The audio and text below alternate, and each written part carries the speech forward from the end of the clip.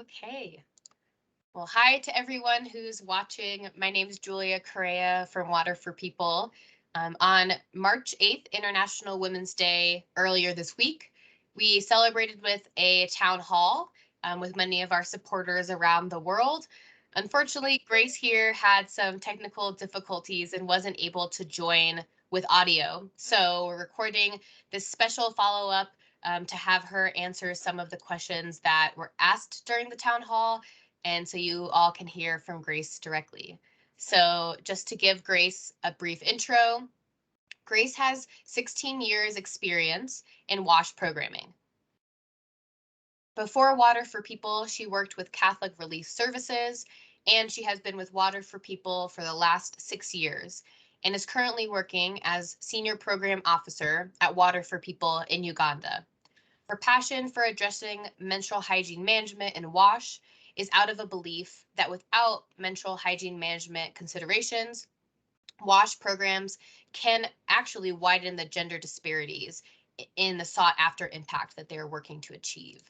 So Grace, thank you for the extra time. Thanks for being here for this special Q&A session. And so we have a couple questions that I will have you answer today. So the first, Grace, is, thank you. The first is, so why is it important to engage women in changes in their own communities? How does this play out for you in the work in Uganda? It's really very vital to engage women and girls in our work, in our communities, mainly because we need to empower women mainly in Uganda, in a male-dominated community.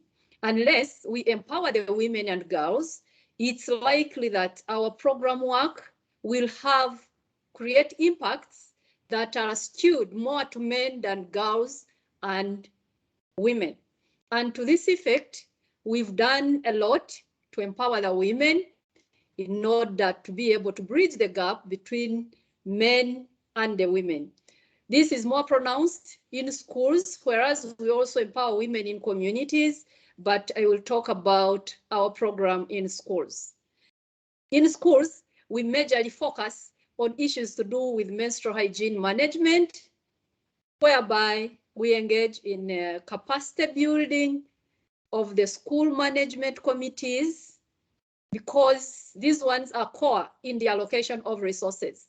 Unless the school management committees and the governing bodies of the schools appreciate that unless women are engaged, the girl children are fully empowered to practice ideal menstrual hygiene management, then the boys will be enrolled in these schools in higher numbers, with girls and children being very few, or the girl child.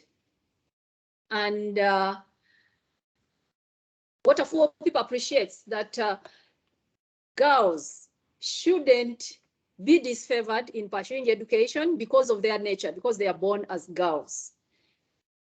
And to this effect, we ensure we work with the local governments, the districts we work in, to ensure that we provide gender responsive WASH facilities. And here we mainly focus on sanitation facilities for the girls that ensure they have privacy while at school whenever they are in their menses. And they also have the water to ensure ideal hygiene while at school, but also while at home, because the water is provided in schools and also in their homes.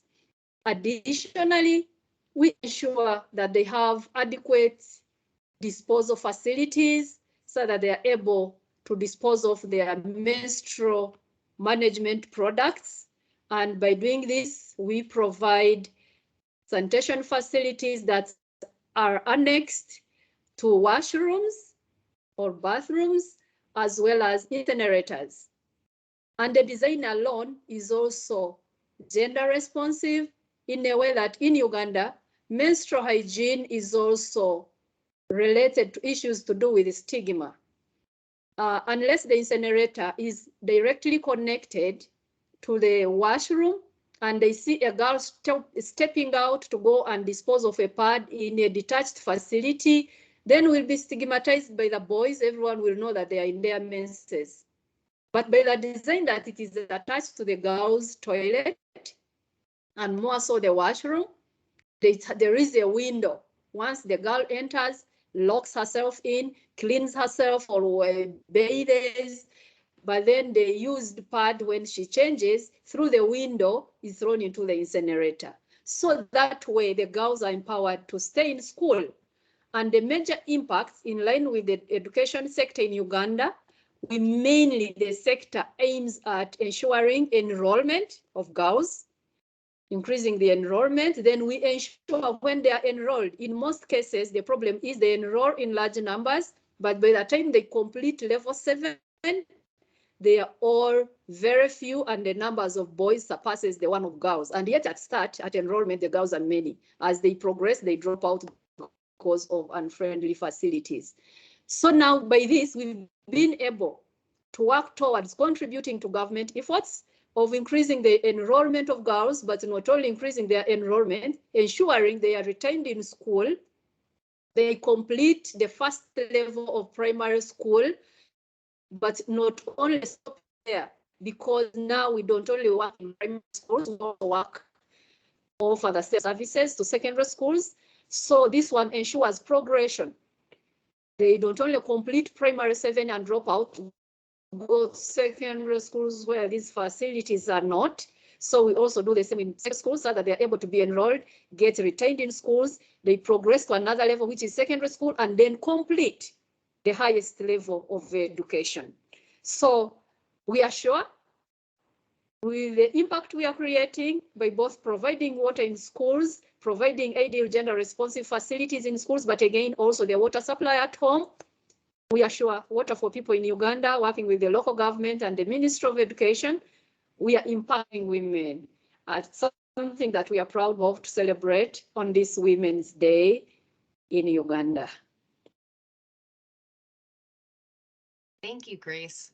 I think that is so important and oftentimes can be missed, right? Even that small detail you mentioned, if the door to the incinerator is outside of the bathroom, right? Like those are small details that make all the difference for young girls who are attending school or trying to attend school while on their period. So I think it's great to highlight that even those small differences do really make those services inclusive. So thank you. Okay, so the next question, kind of zooming out a little bit. So what other forms of women empowerment outside of menstrual hygiene initiatives in schools are you doing in Uganda to empower and uplift local women? Oh, thank you very much, Julie. Yeah, I believe, or Water for People Uganda believes, menstrual hygiene is just one of the components of empowering women. If the women are not economically empowered and also socially empowered within the communities where they live, even these children, the homes they come from, they leave the schools where they've been empowered, there are all these gender responsive facilities, they are educated, their parents and teachers about MHM, but once they return to a less economically empowered community, less empowered mothers, then still they'll get the pads at school, but what happens when they go home? So we have an all-round package. As Water for People in Uganda, we also empower women through encouraging them to take up positions of leadership in their communities. And this, when we are forming water management committees or structures, we encourage and work with the local governments to ensure that women take up key positions of management. And here it ensures that women will be able to keep the water running within their communities. And when children return home, they are able to find the water. But unless these women that are managing in communities don't appreciate women issues, then even the impacts in schools will not really, they will just be shadow impacts, but they will cease to be once they return to homes where parents are not empowered. And also, we have trained women groups or women in income generating activities. Of course, when a woman has an income, is more empowered than, and cannot easily be overlooked by men. in Uganda, mainly men use their economic muscle to overlook women. So to this effect, we have had women groups being trained in such economic activities as making soap, making crafts, and all these cross-cut. It's a full package. By doing so, we are fulfilling our obligations in the area of water resources management, where we have to empower women. But again, they are getting an income whereby these empowered women will raise empowered girls. And again, these are the same parents. And once we empower girls at school, they have the pads, they have all it takes.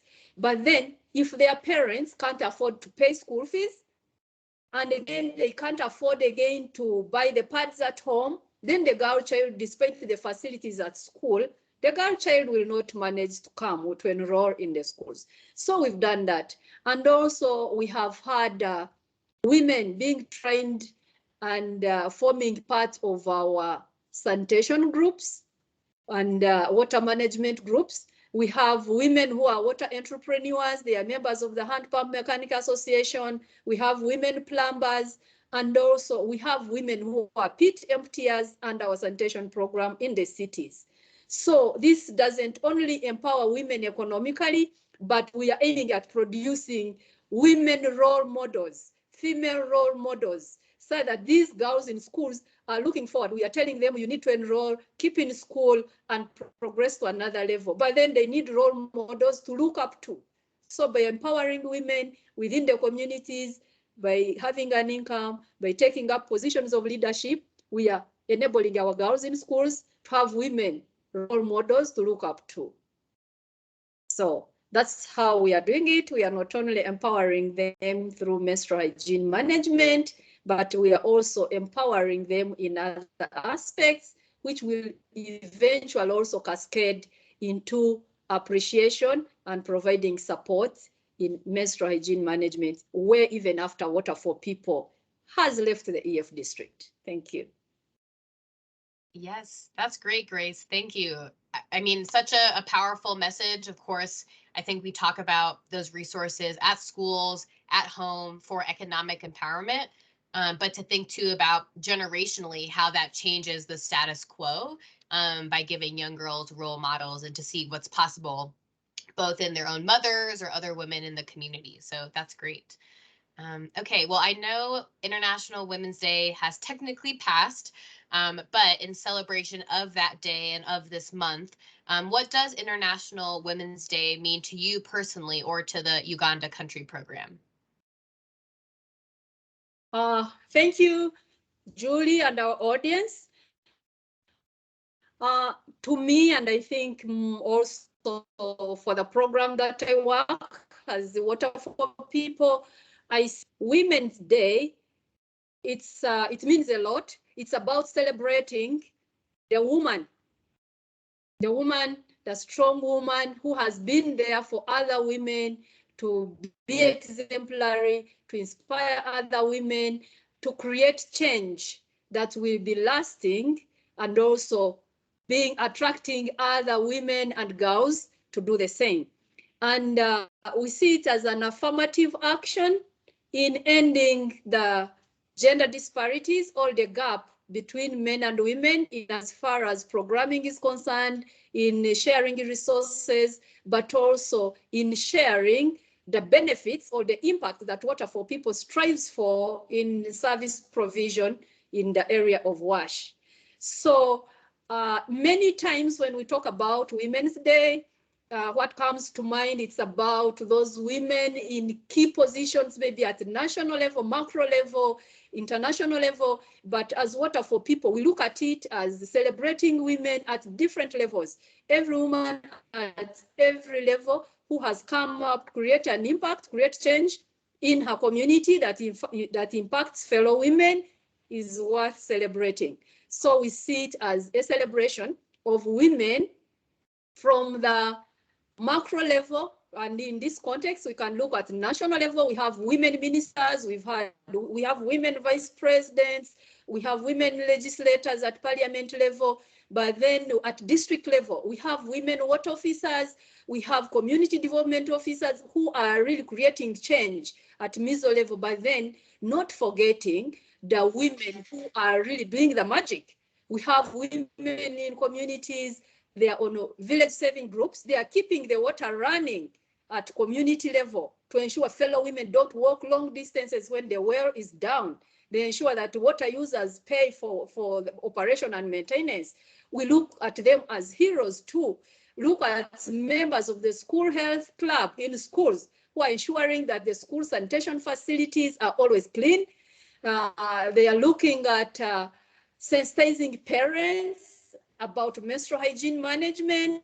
So we look at women gulpers, women who are emptying pits to ensure that fellow women have sanitation.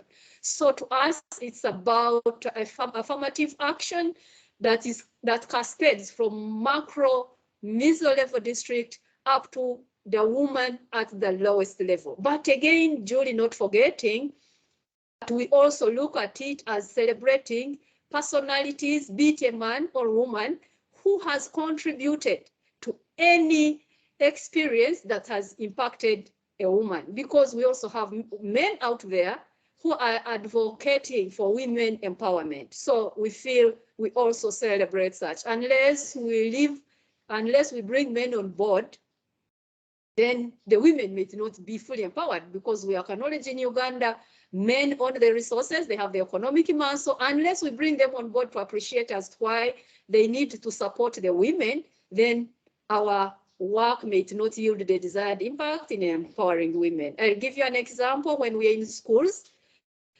all our capacity building activities don't isolate the boys. Because if we empower girls alone to know what they go through, the body changes and all that, and the boys don't understand it, they will continue stigmatizing the girls. So our resources will go to waste. So to me, I believe it's about celebration of whoever, be it a man, be it a woman, who is striving towards creating a better environment for the women to thrive in development, more so in the sector of WASH. Amazing. Thank you, Grace. That could be the slogan for the next International Women's Day, I think. I'm glad we're recording this. That was such a great perspective, that both it needs to be women at all levels of leadership, and really it is about not excluding men from the conversation, but celebrating those who are empowering women, women who are empowering women, and creating that better future. So awesome. Well, we are at our last question. So in your role with Water for People in Uganda, what motivates you as a woman in leadership and in the WASH sector specifically?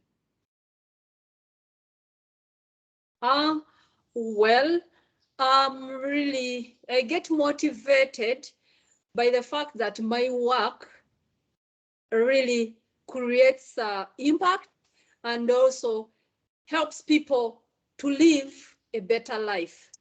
And the fact that I also get inspired by the fact that I grew up in rural Uganda, and had I not had role models to look up to, I had empowered parents. My mom was a role model, was caring, provided for me. But then I appreciate when I was going to school in rural Uganda, the situation wasn't any different from what we are witnessing in schools. We had girls who would not have pads. Then we would walk long distances for water. So I get inspired because I have lived through this experience, and I have seen girls that I can even testify, I can even point out so-and-so's child left school, so-and-so's child got married earlier because of the challenges they were going through, but I was able to make it. I made it because I had role models to look up to. I had parents who were understanding that, yes, we don't need only to empower boy child, but also our girl, and that's how we managed to come up. So this inspires me every other day to ensure that, yes, my work enables me to impact my fellow women, not to go through the experience of those people I saw when they were still young, an infant in school. They shouldn't become like those girls I saw drop out of school. So that one really motivates me, and I see I'm also creating leaders, future leaders. And more so when I go to schools, the girls are like, when we ask our entry point, we're asking, what do you want to be, just to motivate them as an icebreaker. What would you want to be? Others will be like, yes, we want to be like Teacher Grace. Of course, when you're training them, they refer to us as Teacher Grace. And also more interesting, I really see my work as a bridge. I'm providing a bridge to the girls and to the women in the areas where we work to their desired goals. So I believe my work and the work of Water for People is providing a bridge. We are providing that bridge for the women to cross from a constrained situation to a better future through our EF model. And more so, to emphasize as Water for People, what it means and what inspires us is we need to provide equitable and inclusive WASH programs that will not only empower men, but empowering girls. And therefore, we are contributing to greatly working locally, but influencing things globally. As we attain SDG 6, we are also attaining other SDGs that aim at empowering women, attaining gender equity. So through our work, or through my work, I believe we are contributing. We may not do it by ourselves and our EF model. We believe every other we work through partnerships, but we believe we are doing great work to bridge the disparities between men and women, mainly when it comes to enjoying the benefits that accrue from WASH, sustainable WASH service provision. Amazing. Thank you, Grace. You are doing amazing work. Everyone I know who works at Water for People, part of what keeps us here and keeps us excited is the work that you all are doing in country programs. So thank you for that perspective. Thanks for sharing a little bit about your own life and upbringing personally, and for joining us for a separate edition of our town hall to answer these questions. Sure. So I hope folks can have a chance to listen to your incredible answers and incredible perspective. And as you said, it's really about continuing to celebrate and empower women every day, not just on International Women's Day. So thank you for leading on that work and creating better futures and more role models for young girls in Uganda. Thank you, Julie. Thank you, our audience. It has been nice that you are able to hear what is happening in Uganda, and it's a pity that last time we couldn't make it due to technical errors. I thank you. Thank you, Grace.